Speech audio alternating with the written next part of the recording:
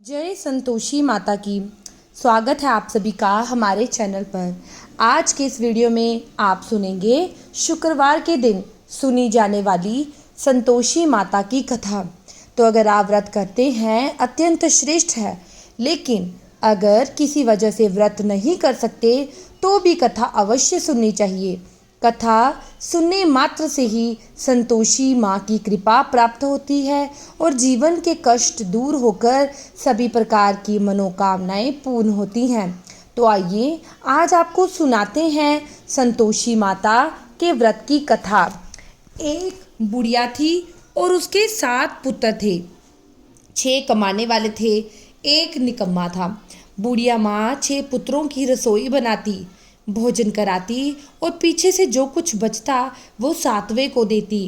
परंतु ये बड़ा भोला भाला था, मन में कुछ विचार नहीं करता था। एक दिन अपनी बहू से बोला कि देखो मेरी माता मुझ पर कितना प्यार करती है। वह बोली क्यों नहीं, सबका जूठा बचा हुआ तुमको खिलाती है। तो वो बोला ऐसा नहीं हो सकता, मैं जब तक अपनी आंखों से नहीं देखूंगा तब तक नहीं मान सकता। तो बहू ने हंसकर कहा ठीक है, देख लोगे तब तो मान जाओगे। कुछ दिन बाद बहुत बड़ा त्योहार आया। घर में 7 प्रकार के भोजन और चूरमा के लड्डू बने।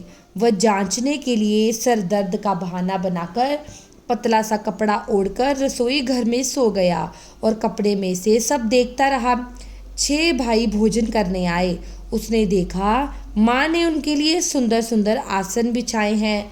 7 प्रकार की रसोई परोसी और आग्रह करके उन्हें जमाती रही और वह कपड़े से सब देखता रहा।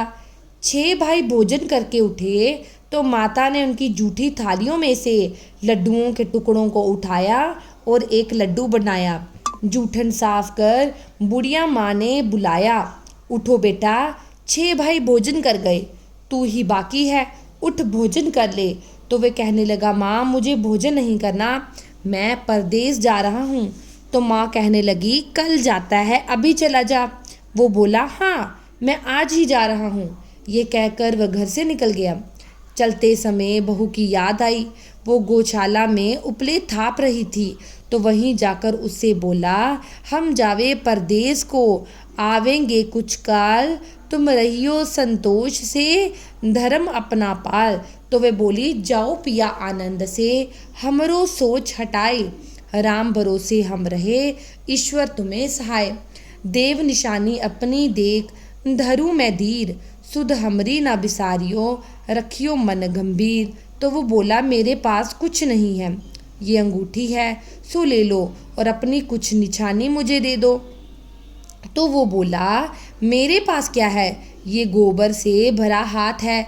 ये कहकर उसकी पीठ पर गोबर के हाथ की थाप मार दी। अब बुढ़िया का बेटा चल दिया। चलते चलते दूर देश में पहुंचा। वहां पर एक साहूकार की दुकान थी। वहां जाकर कहने लगा भाई मुझे नौकरी पर रख लो। तो साहूकार को जरूरत थी तो वो बोला ठीक है रह जा। लड़के ने पूछा तनख्वाह क्या दोगे? तो साहूकार ने कहा काम देखकर दाम मिलेंगे। अब उसको साहूकार की नौकरी मिल गई। वह सवेरे 7 बजे से रात तक नौकरी करने लगा। कुछ दिनों में दुकान का सारा लेन देन, हिसाब किताब, ग्राहकों को माल बेचना, सारा काम करने लगा। साहूकार के 7-8 नौकर थे। वे अब सोचने लगे ये तो बहुत होशियार बन गया। सेठ ने भी काम देखा और 3 महीनों में उसे आधे मुनाफे का साझेदार बना दिया। 12 वर्षों में वो नामी सेठ बन गया और मालिक उसका सारा कारोबार उस पर ही छोड़कर बाहर चला गया। अब बहू पर बीती वो सुनो। सास ससुर उसे दुख देने लगे, सारी गृहस्थी का काम करवाते और लकड़ी लेने जंगल भेजते।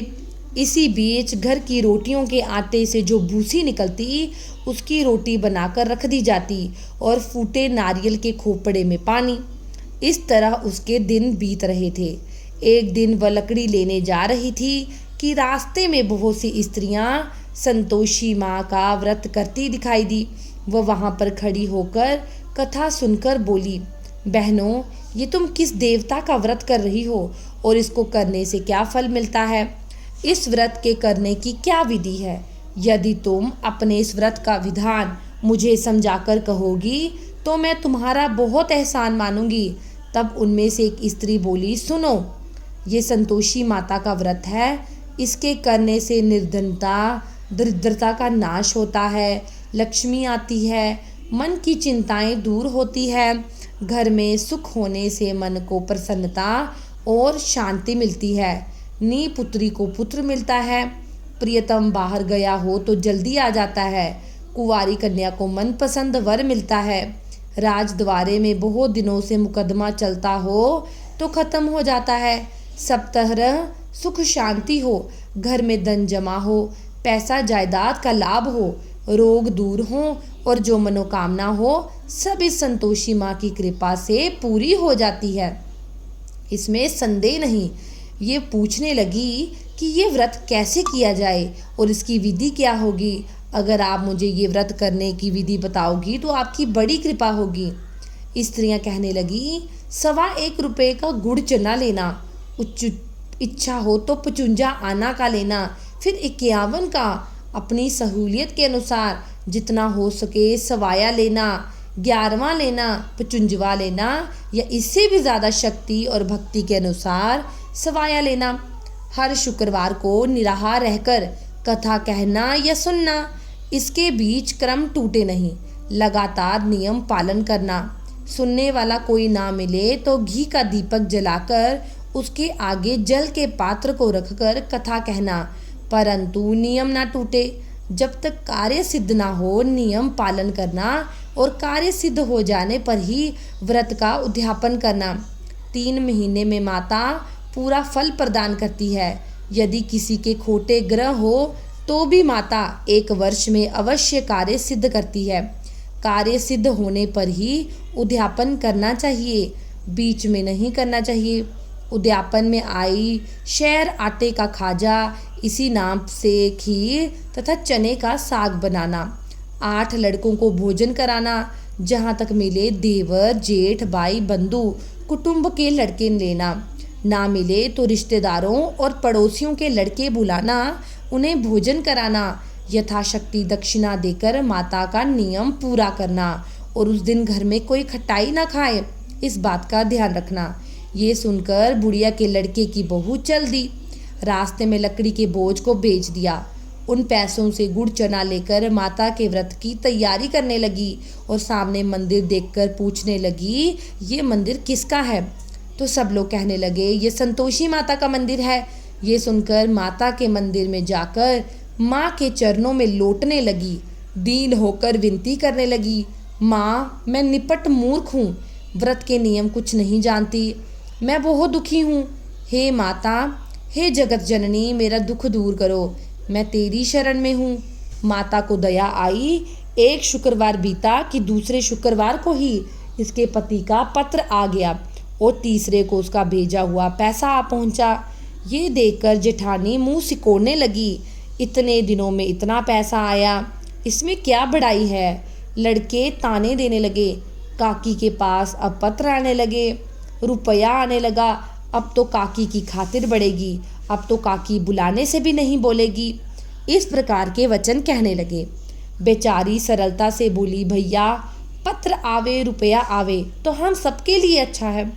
ऐसा कहकर आंखों में आंसू भरकर संतोषी माता के मंदिर में आकर मातेश्वरी के चरणों में गिरकर रोने लगी। माँ, मैंने तुमसे पैसे नहीं मांगे, मुझे पैसे से क्या काम, मुझे तो अपने सुहाग से काम है, मैं तो अपने स्वामी के दर्शन और सेवा मांगती हूँ। तब माता ने प्रसन्न होकर कहा, जा बेटी, तेरा स्वामी आएगा। वो सुनकर खुशी से बावली हो गई, घर में काम करने लगी। अब संतोषी माँ कहने लगी और सोचने लगी, इस पुत्री को मैंने कह तो दिया कि तेरा पति आएगा, पर आएगा कहाँ से? वह तो इसे सपने में भी याद नहीं करता, उसे याद दिलाने मुझे जाना पड़ेगा। इस तरह संतोषी माता बुढ़िया के बेटे के पास जाकर सपने में प्रकट होकर कहने लगी, साहूकार के बेटे सोता है या जागता है? वह बोला, माता मैं सोता भी नहीं जागता भी नहीं, बीच में हूँ, कहिए क्या काम है? तो माँ कहने लगी, तेरा घर बार कुछ है या नहीं? वो बोला, मेरा सब कुछ है, माता, माँ बाप, भाई बहन, बहू, क्या कमी है? माँ बोली, भोले पुत्र, तेरी स्त्री घोर कष्ट उठा रही है। माँ बाप उसे दुख दे रही हैं, तेरे लिए तरस रही है, तू उसकी सुध ले। वो बोला, माता, ये तो मुझे मालूम है, परंतु मैं जाऊं कैसे? परदेश की बात है, लेन देन का कोई हिसाब किताब नहीं, जाने का कोई रास्ता नजर नहीं आता, कैसे चला जाऊं?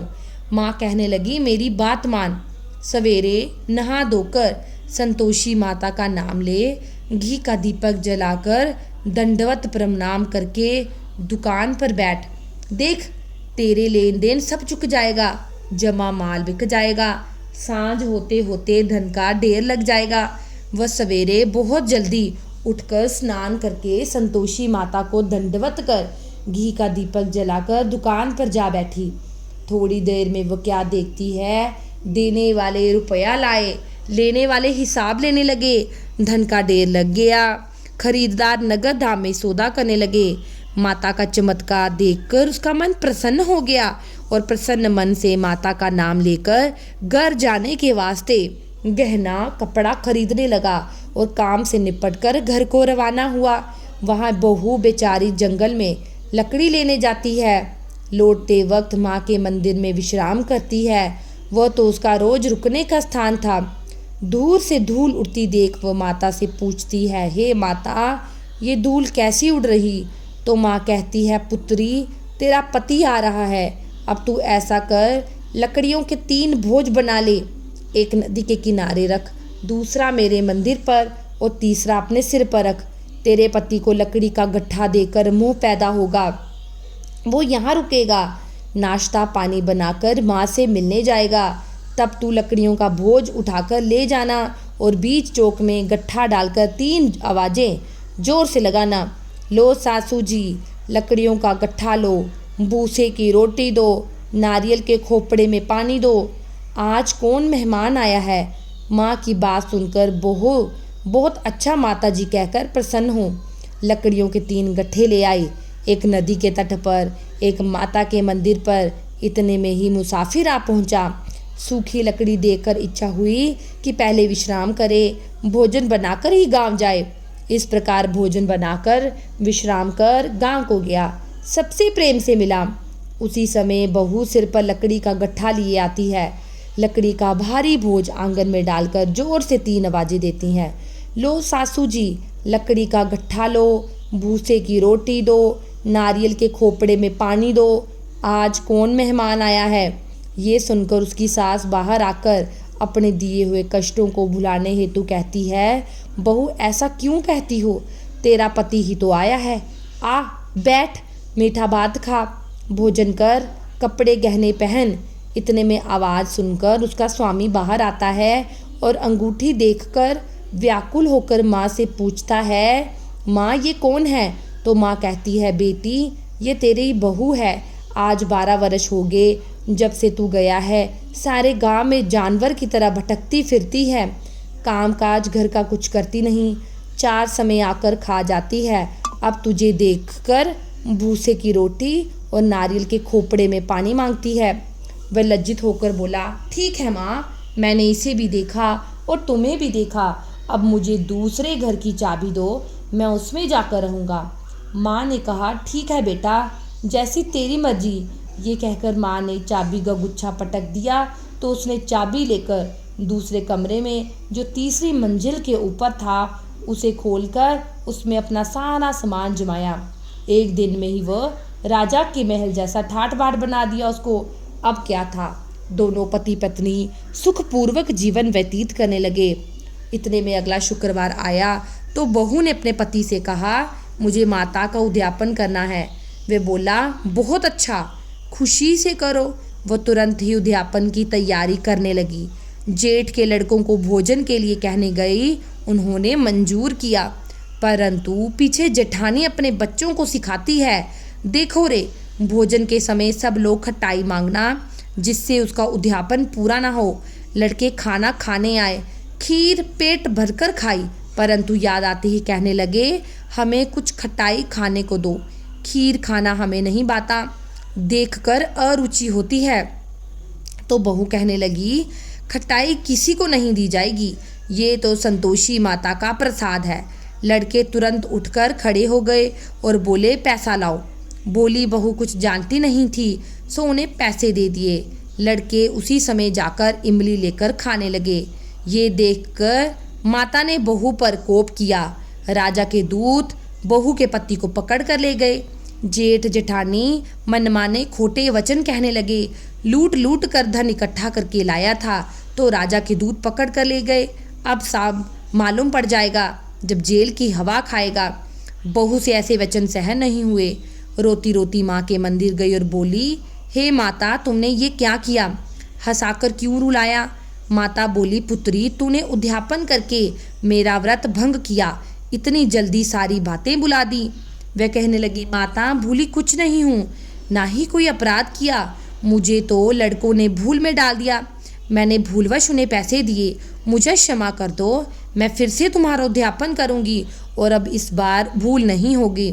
तो माँ बोली, ठीक है, भूल मत करना, अब वह भूल नहीं होगी। बताओ मेरे पति कैसे वापस आएंगे?